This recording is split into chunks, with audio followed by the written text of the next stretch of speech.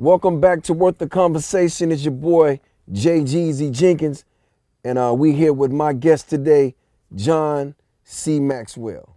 And when I think about, leaders and people that have this power and them understanding, I really wanted to, sit down because, you're a personal friend of mine, mentor, the whole thing. We talk, we send each other texts, we talk about world things that's going on, and we just send each other things back and forth. And I just wanted to share you with the culture because I just feel like what you teach as far as leadership, we are all in positions to be leaders and to lead people into better places. So I just wanted to make sure that they understood why we was here today. You better believe it. Right. Hey, we're loving the journey together, aren't Right, we? right. I love it. What is one of your leadership philosophies that you find most effective? Well, the first one we've talked about already, and the fact is that it's a gift. Okay. And so I'm very grateful for it. Number two is put the people first. Okay. And number three is, and this one's the one I want to take just a moment on, and that is build your life on good values. I just, to me, values are foundational to a person's life. And for example, one of my companies that we have is called the John Maxwell Team. And it's a coaching company. We started 10 years ago, and now we're the largest coaching company in the world. We have, I think, Wow. 37,000 coaches in 170 countries of the world. Wow. And when they come together for training every 6 months, the new ones, so there'll be maybe 4,000, 5,000 come for training. I have a whole session of about 90 minutes called JMT, that's John Maxwell Team DNA, JMT DNA. And what I do is I share with them that since you've joined the team, I really want you to know who we really are. And the first thing that I teach them, and goes back to what's my leadership philosophy. The first thing I teach them is that we are people of value who value people and add value to them. That's who we are. Wow. And it starts with me knowing I'm a person of value, that I'm not here by accident, and that I'm here that I can make a positive difference. So I value me. I value me. I value God's creation. He created me. So I am a person of value. And when I understand that, then I look at other people and I see that they're people of value also. Right. And so we value them all, everybody. We just absolutely believe that every person's God's creation. So there's no devaluing or looking down or sectary, all that foolishness. It's not that every person is a person of value.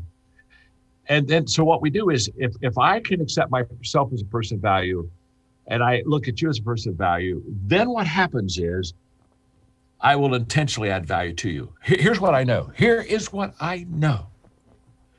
If I devalue a person, I won't add value to them. It just won't happen. I won't think it's important. I won't think they're important. And so I won't, see, it has to be me valuing a person so that I add value to them. But the moment I look at you and I say, Jeezy, you're a person of value, then my next question is, well, how can I add value to you? Right. Now, I can add value to you because I'm a person of value myself. Right.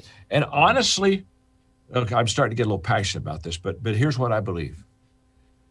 I believe when we look at where we are in our culture, I believe that the issues that we have before us that are real issues, I believe it all comes back to the issue of the fact that we don't value ourselves, therefore we don't value others, and therefore we don't add value to them. Wow. So I got some quotes. Because I love your quotes. I love John's quotes.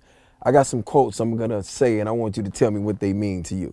People buy into leaders before they buy into the vision. Well, that came out of my book, The 21 Irrefutable Laws of Leadership. And it's called the law of buy-in. And the law of buy-in basically says, because leaders come to me all the time, they say, well, I have this great vision. And how can I get the people to buy into it? How can I get the people to follow me? And what I tell them is the first thing you sell isn't your vision. The first thing you sell is yourself. Can I tell you something? I'm not about to follow anybody until I trust them. Wow. I'm not about to follow anybody until I know they care for me. In fact, the three questions that followers ask of leaders are, do you care for me? Can you help me? And can I trust you? Leaders must be close enough to relate to others, but far enough to motivate them. And I gotta chime in on that when you're done, but I know what that means to me. You jump in anytime, I friend. You know add a what lot that of means value to to me. me and everyone else.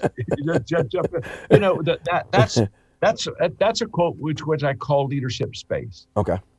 And for example, I'll give you an example of that right now. Is during COVID-19, I tell leaders you shouldn't be leading out front of the people. You should be walking beside the people because they're fearful and they're uncertain and they need closeness. That there's a great power in proximity.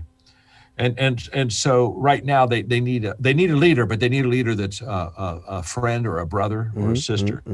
But then also there's times when they need to climb a mountain. Okay, you got a vision for them. Okay, now you got to get out in front of them. Right. You got to lead the way. They need to see me as a leader, knowing the way, going the way, and showing the way. Wow. And once they see that, they're going to follow. They're going to follow. So, but leadership, it's what I call leadership space. You got to know, you got to know when you want to be beside them. You got to know when you got to be a little bit in front of them. The greatest mistake we make is living in constant fear that we will make one. I'm a victim. I've been a victim of that. So the greatest mistake we have is living in the fear that we will make one. What does that mean to you, John?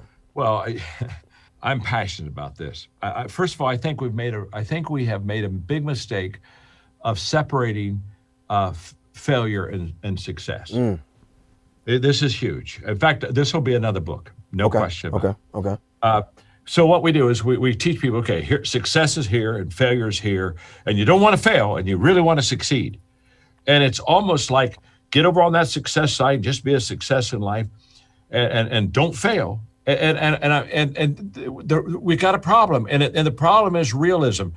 I have never known a person that succeeded that didn't have a lot of failure in the process. Right. And so if we separate it, it makes me say either or. So that when I fail, I think, oh, that was a bad miss. Right. If I put failure and success together, when I fail, I say that was a good miss. And there's a difference between a good miss and a bad miss.